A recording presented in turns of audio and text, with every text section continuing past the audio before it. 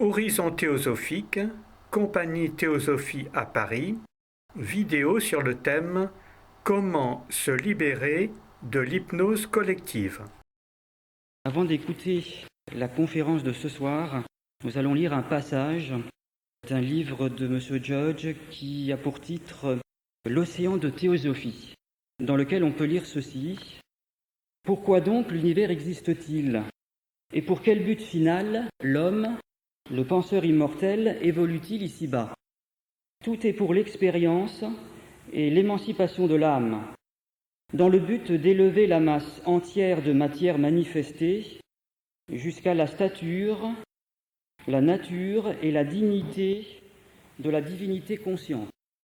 Le grand but est d'atteindre à la soi-conscience, non par l'entremise d'une race, d'une tribu ou d'une nation privilégiée, mais par le perfectionnement graduel, après transformation, de toute la masse de matière comme de ce que nous appelons maintenant âme.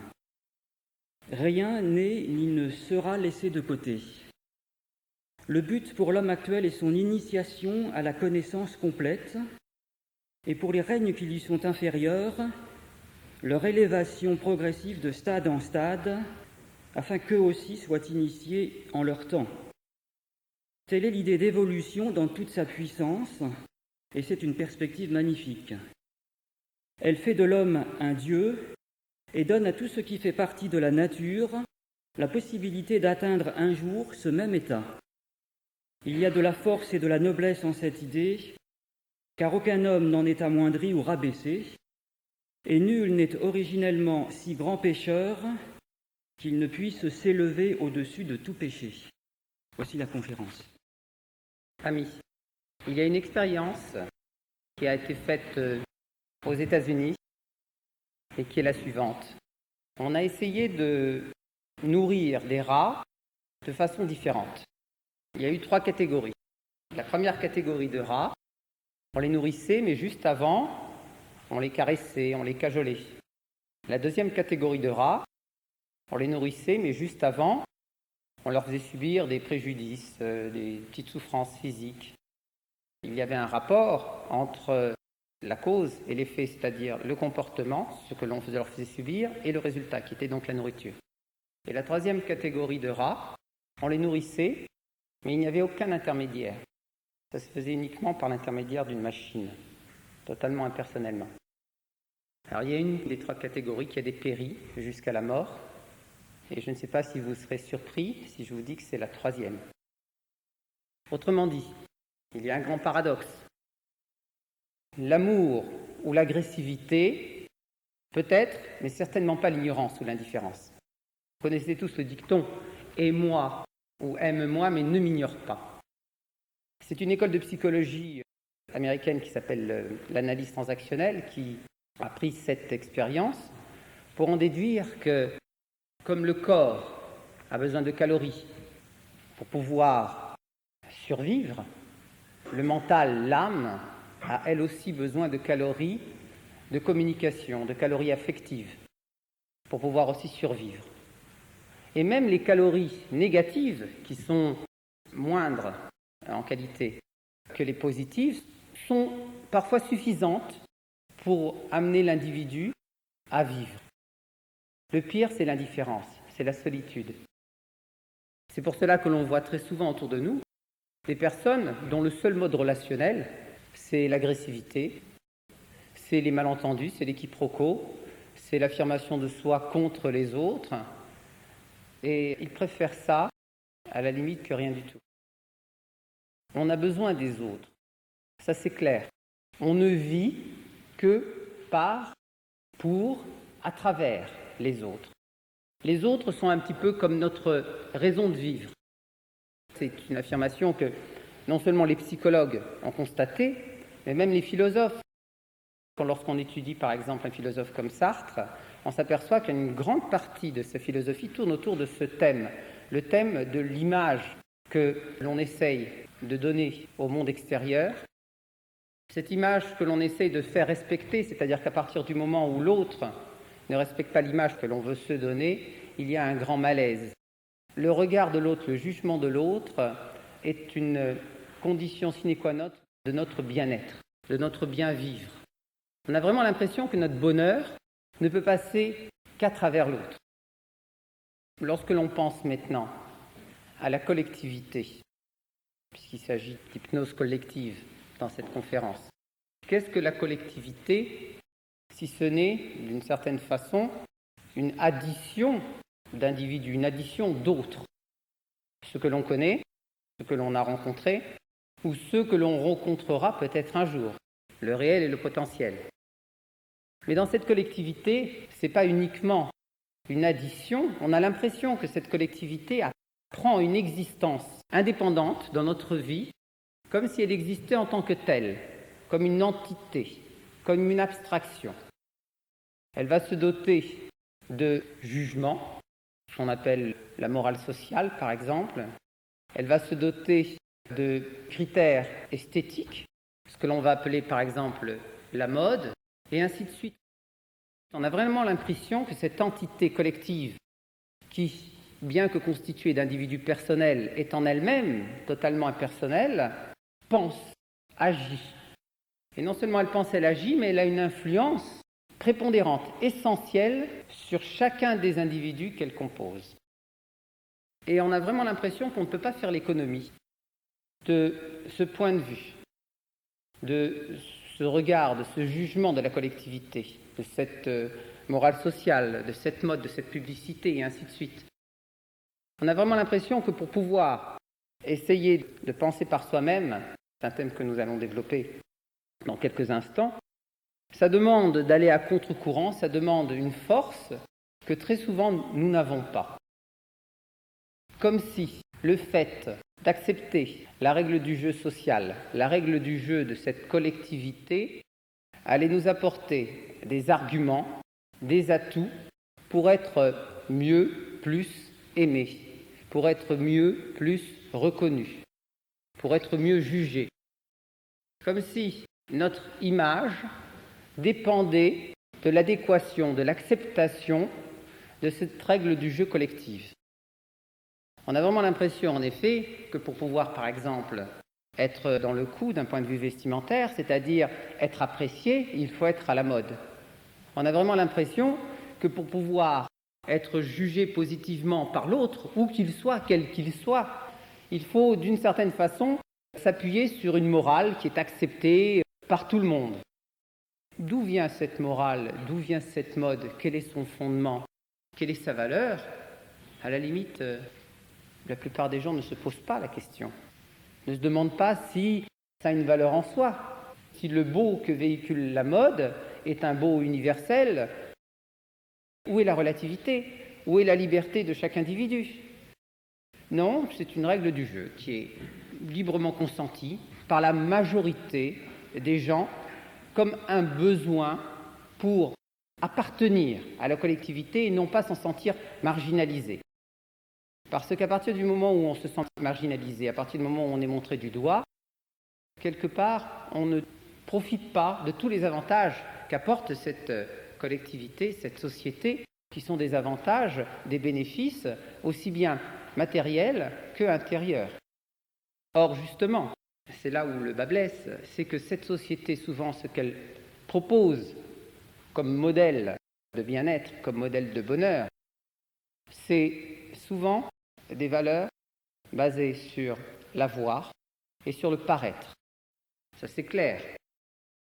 C'est-à-dire que la philosophie sociale qui voudrait tendre vers le bonheur de chaque individu, c'est celle où on va chercher à acquérir des biens, des choses qui font plaisir à notre ego, à notre corps, mais surtout qui nous valorisent aux yeux des autres, qui nous donnent l'impression de nous élever, de nous bonifier aux yeux des autres, et surtout qui nous donnent l'impression d'être plus aimés, d'être plus reconnus.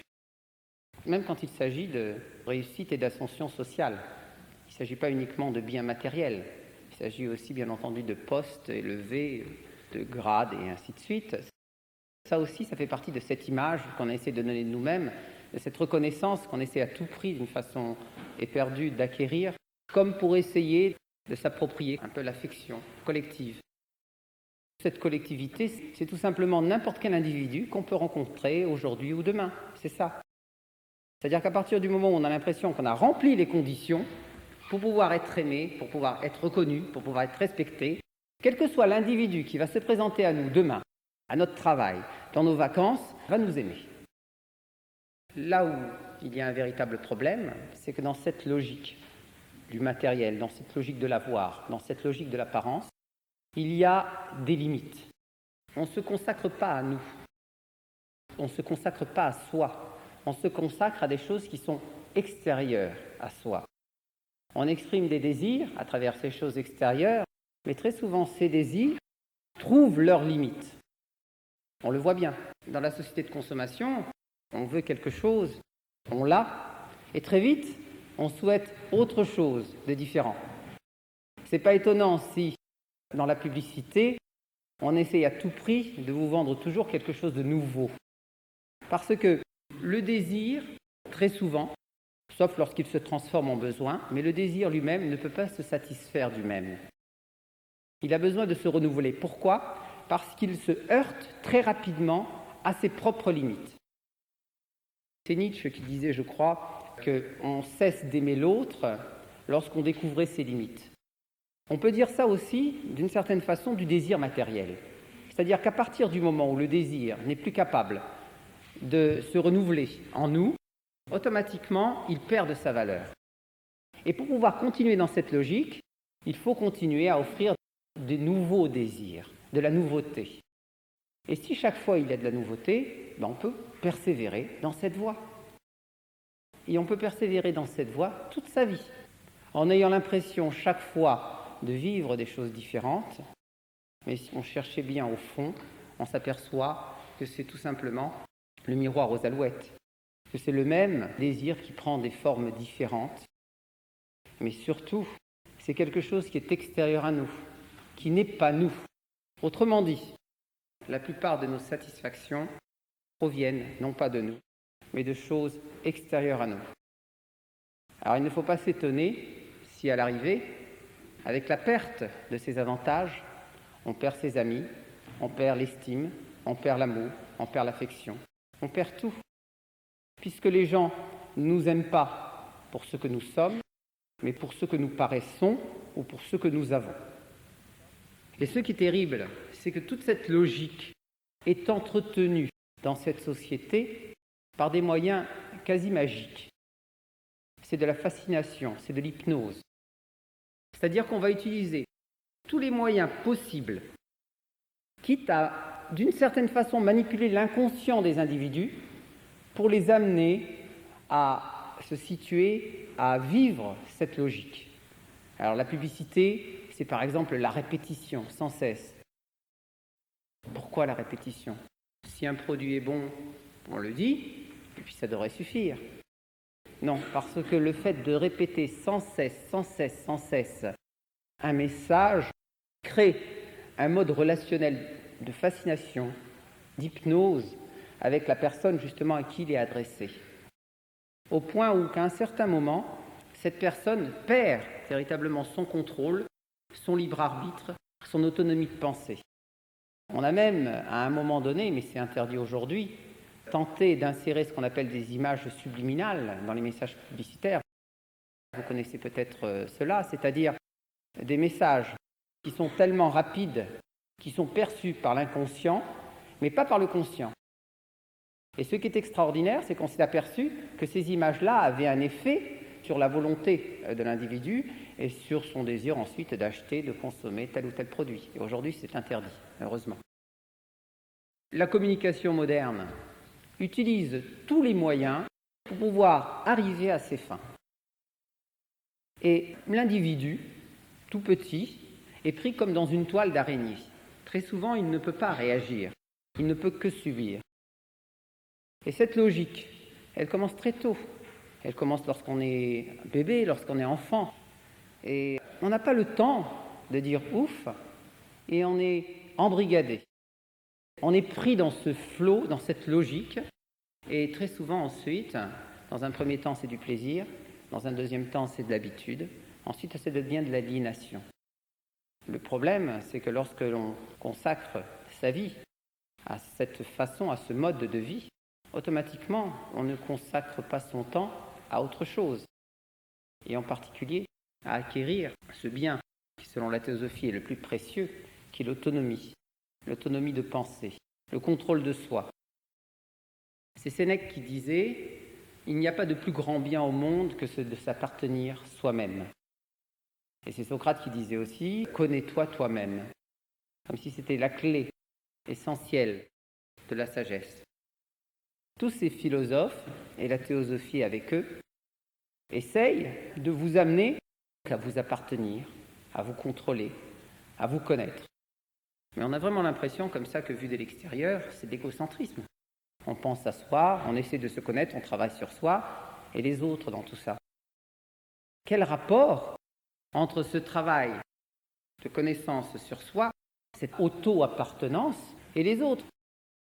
On a dit au début que les autres, c'est notre oxygène, qu'on ne peut pas se passer d'eux d'une certaine façon, et que notre bonheur ne peut pas faire l'économie de l'autre. Alors ça semble contradictoire avec l'affirmation « connais-toi toi-même, appartiens-toi ». C'est pas du tout contradictoire selon la théosophie. C'est exactement la même chose. Parce que lorsque l'on commence à faire un travail sur soi, un travail d'introspection, c'est-à-dire lorsqu'on essaye de voir véritablement au fond de nous-mêmes ce que nous sommes, à ce moment-là, nous rencontrons l'autre. Il y a au fond de nous l'universel. Il y a au fond de nous ce qui est commun à chacun de nous. Il y a au fond de nous des valeurs qui sont partagées par chacun de nous. Et donc, pour pouvoir le plus facilement rejoindre l'autre, il faut aller au fond de nous. Là, on s'aperçoit qu'il y a véritablement, lorsque l'on met de côté le côté superficiel des choses, on s'aperçoit, lorsqu'on va au plus profond, qu'il y a une communauté d'esprit, une communauté de pensée, une communauté d'âme entre chacun de nous. Et la théosophie l'affirme très fortement, c'est la source et l'origine du sentiment de la fraternité universelle. On est tous frères de par notre nature, de par ce que nous sommes dans notre essence. Nous nous opposons, nous nous différencions uniquement à la périphérie. Allons au fond de nous et nous allons retrouver l'autre. Allons au fond de nous et nous allons certainement aimer l'autre. Et ce n'est pas étonnant maintenant, à la lumière de cette analyse, si Jésus a dit « Aimez-vous les uns les autres et tu aimeras ton prochain comme toi-même ». Soi-même et le prochain, c'est la même chose. Mais ce qui est important aussi, et c'est ça qui est fondamental à travers cette phrase, c'est qu'on s'aperçoit qu'on ne peut pas faire l'économie de l'amour du prochain sans, dans un premier temps, chercher à s'aimer soi-même. Le travail de fraternité, le travail de connaissance passe déjà, dans un premier temps, par la connaissance de soi, par le « connais-toi toi-même » de Socrate, par le fait de s'appartenir. Alors, mais comment pouvons-nous nous appartenir lorsque, comme nous l'avons dit au début, que tout dans la société cherche à nous déposséder de nous-mêmes par la mode, les publicités, les jugements moraux, les opinions, les rumeurs, toutes ces choses impersonnelles que l'on porte en nous et qui ne sont pas nous. La plupart du temps, lorsque l'on pense, lorsque la plupart des gens pensent, qu'est-ce qui provient véritablement d'eux et qu'est-ce qui provient d'opinions reçues, empruntées, de choses qu'ils ont entendues, qu'ils n'ont pas vérifiées, et ainsi de suite. La plupart du temps, notre pensée n'est pas la nôtre. On ne se possède pas, on ne s'appartient pas. Donc, si on veut essayer de se connaître, de s'appartenir, il faut dans un premier temps faire le ménage. Il faut faire un petit peu, peut-être, comme Descartes a fait, à savoir instaurer d'une certaine façon une espèce de doute universel, peut-être, c'est-à-dire remettre en question déjà tout ce que l'on a appris, tout ce que l'on nous a inculqué et qui n'a peut-être aucune valeur.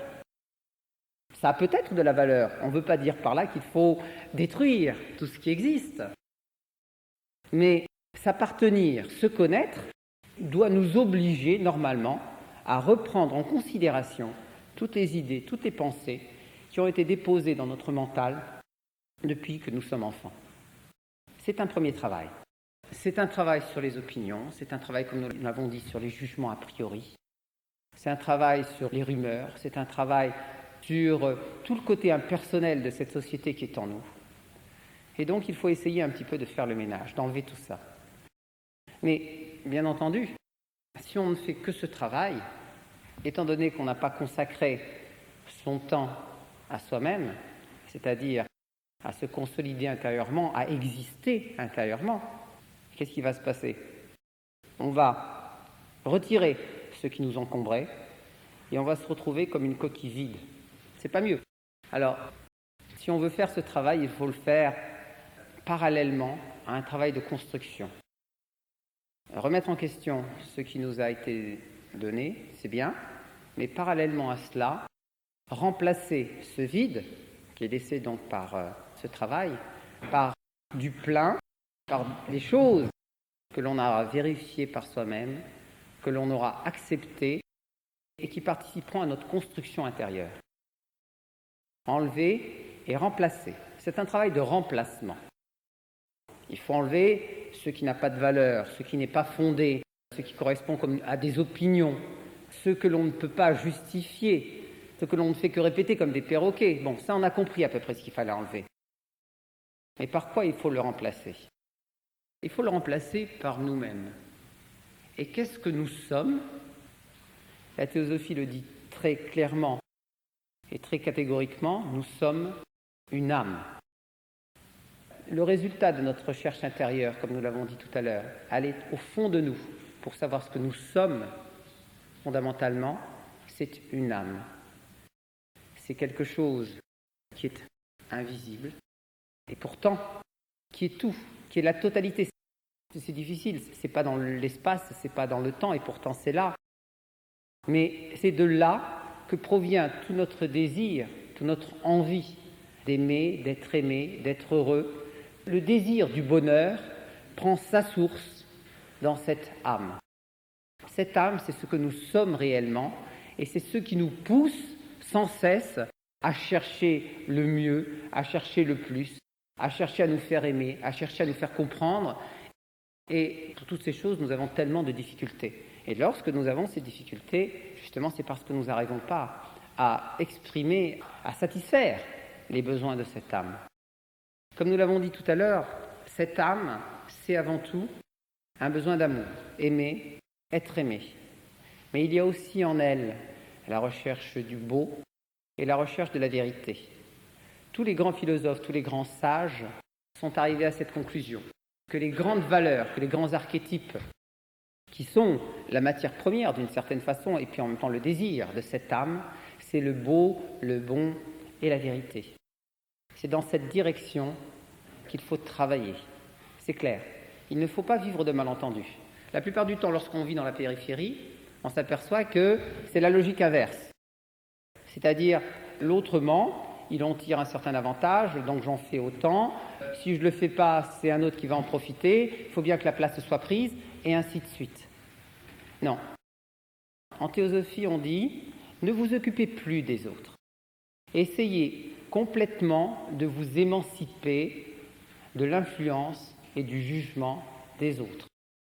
Essayez de vous reconcentrer, de vous unifier au niveau du besoin de votre âme. Et à partir de là, tout est possible. Le beau, le bon, la vérité. Essayez de faire en sorte que ces choses-là s'expriment de plus en plus dans notre vie et deviennent notre nature. En fait, selon la théosophie, le bonheur, c'est tout simplement notre capacité à exprimer ces valeurs, c'est-à-dire les valeurs de notre âme, dans le quotidien. Si on y arrive, on tend vers ce bonheur. Mais si on n'y arrive pas, si on s'en éloigne, on vit en soi des malentendus, des quiproquos, qui un jour ou l'autre nous rattraperont. Le mensonge, ou on pourrait dire la non-vérité, Et quelque chose qui, pour avoir autant de force, de fascination dans notre vie quotidienne, a besoin, dans un premier temps, de donner l'impression que c'est aussi efficace, aussi fort que la vérité. Et même beaucoup plus, parce que très souvent les valeurs de beau, de bon, de vérité portent leurs fruits, mais pas forcément sur le moment. Alors que le mensonge ou la façon justement de vivre dans l'hypocrisie et dans l'apparence et ainsi de suite, ça porte ses fruits souvent immédiatement. C'est la raison pour laquelle on a des difficultés à s'en défaire. Mais à partir du moment où on a compris que l'essentiel c'était ce beau, ce bon, cette vérité, essayer de le vivre, la question est de savoir maintenant comment. Parce que c'est bien gentil de l'exprimer. Là, on est à peu près tous d'accord. On est tous d'accord pour dire que c'est des valeurs qu'il faudrait vivre, épanouir dans notre quotidien. Mais la question est de savoir maintenant comment. Alors, c'est là que la théosophie dit qu'il n'y a qu'un moyen, c'est la connaissance. C'est-à-dire essayer de comprendre les mécanismes de la vie, la constitution de l'individu, les rapports entre cette âme et ce corps, le rapport entre l'homme et le monde, les raisons pour lesquelles, alors qu'on voudrait que ça se passe bien, ça se passe mal, les lois de la communication entre les individus, et ainsi de suite. Toute cette connaissance, c'est ce qui est indispensable pour permettre à ces valeurs, qui sont le beau, le bon et la vérité, de s'exprimer dans notre vie. Parce qu'il ne suffit pas de vouloir, il faut aussi savoir. Et la connaissance, c'est le bien le plus précieux que l'on peut acquérir et que l'on peut transmettre. Alors, comment acquérir cette connaissance ? Selon la théosophie, cette âme que nous sommes la possède. Elle est en chacun de nous. Socrate l'a dit, le philosophe n'est que l'accoucheur de la vérité de l'autre. Jamais, à aucun moment, un sage, un philosophe, apportera une vérité à quelqu'un. Il ne fera que l'aider à l'accoucher de lui-même. Toutes ces vérités sont en nous, elles sont endormies, elles sont là, mais elles sont rarement exprimées dans leur plénitude. Donc il faut essayer de plonger en nous, de les découvrir, de les exprimer et de les mettre en pratique. Mais depuis que l'humanité est humanité, il faut bien s'imaginer qu'il y a des individus qui se sont mis au travail. Et de même que dans n'importe quelle matière, il y a ceux qui sont devant, il y a ceux qui sont derrière, et puis il y a le flot qui est comme ça au milieu, que ce soit pour n'importe quelle matière, n'importe quelle connaissance. Les artistes, il y a des génies, et puis il y en a qui n'expriment aucune qualité artistique, et ainsi de suite. De même, dans la sagesse, il y a aussi ceux qui se sont mis au travail depuis très longtemps et qui ont obtenu des fruits, et qui sont devenus des génies de la sagesse. C'est logique de le penser.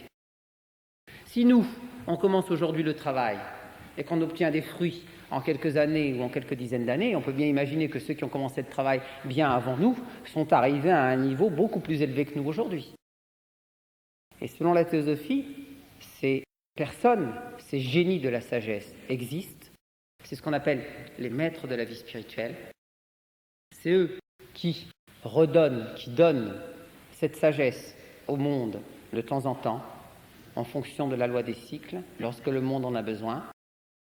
C'est eux qui interviennent directement, fondés parfois des religions, qui demandent parfois à des messagers de transmettre cet enseignement, comme ils l'ont fait au siècle dernier, c'était en 1875, avec Madame Blavatsky, messager des maîtres, qui a redonné cet enseignement, adapté au langage et aux besoins du monde moderne. Et si on étudie cette sagesse, on s'aperçoit que fondamentalement, elle n'est pas différente que celle que l'on retrouve dans l'Antiquité à travers des philosophes comme Pythagore ou comme Platon, ou à travers des fondateurs de religions comme Jésus ou comme Bouddha. C'est exactement et toujours cette même sagesse qui est exprimée avec des mots différents, mais qui, dans sa sève, exprime toujours le même message universel. La théosophie, c'est une fois de plus cette sagesse qui est redonnée pour les besoins du monde moderne. Il est l'heure de conclure. Ce que l'on pourrait dire, c'est que c'est une voie, comme l'a dit Jésus, qui est difficile, c'est entrer par la porte étroite. Pour quelle raison ? Parce que c'est d'abord, dans un premier temps, souvent, de remettre en question des années, des dizaines d'années de mauvaises habitudes, de mauvaises pensées. C'est difficile de vouloir se changer intégralement de l'intérieur. C'est difficile d'essayer de se convaincre, de reconnaître que l'on s'est trompé. Il y a toujours en nous des petits défauts, comme l'orgueil, comme l'amour-propre, qui nous amènent souvent à persévérer dans l'erreur. La théosophie dit « Soyez humbles, vous serez gagnants de toute façon à l'arrivée. Remettez en question toutes ces choses en vous qui ne sont pas vous, qu'on vous a inculquées et ainsi de suite. Sortez des rangs. N'ayez pas peur parfois, si cette sagesse, si cet enseignement vous oblige parfois à prendre des sentiers non battus, des comportements un peu marginaux parfois, qui peuvent surprendre. N'ayez pas peur, puisque c'est l'amour de la vérité, l'amour de ce bon et de ce beau qui vous amènera à le faire, et donc ce besoin de l'âme. Sortez des rangs, ça c'est clair. Ça ne veut pas dire qu'il faut bien entendu devenir des marginaux intégraux et puis se mettre en porte-à-faux par rapport à la société, c'est pas ça du tout. Mais il faut essayer dans un premier temps de se conformer au message de cette sagesse et d'essayer de la vivre. Même si parfois elle nous amène à vivre des frictions, des difficultés avec l'autre. Et ce qui est important, c'est que petit à petit, le fait de travailler d'une façon assidue, lentement, pour essayer de construire les fondations, nous amènera à nous transformer intérieurement, à devenir ce que nous sommes, à savoir cette âme, à l'exprimer dans le quotidien. Et ce que nous avions dit au début, que la recherche de l'autre, le besoin de l'autre en tant que reconnaissance, en tant que besoin d'aimer, d'être aimé, c'est notre moteur. Selon la théosophie, il n'y a pas de meilleur moyen que de se faire vraiment aimer, pour soi, pour ce que nous sommes. Et on s'apercevra petit à petit, si on travaille dans cette direction, que cette connaissance qui s'éveille en nous, d'abord nous inondera de lumière à l'intérieur de nous, avec ce sentiment de bonheur, ce sentiment de se réappartenir. Et ça, c'est sans prix. Mais en plus, on s'apercevra que petit à petit, que ce trésor que l'on développe en nous va être de plus en plus recherché par les gens autour de nous. On va attirer des personnes qui ont pris conscience que leur quête jusque-là, si c'était une quête de l'apparence et de l'avoir, était inutile. Ces gens-là qui recherchent la vérité prendront du plaisir à vous côtoyer, à essayer de partager un bout de chemin ensemble, de vous accompagner. Et petit à petit, il y a une espèce de noyau de personnes sincères, authentiques, valables, se constituera. Des relations beaucoup plus vraies, des vraies relations durables entre les individus, des vraies relations d'affection, d'amour et de fraternité. C'est le message de la théosophie. La connaissance, c'est le meilleur moyen donc d'atteindre à ce désir qui est au fond de nous et qui est universel, qui est ce désir de bonheur, et non pas de bonheur individuel, mais de bonheur partagé.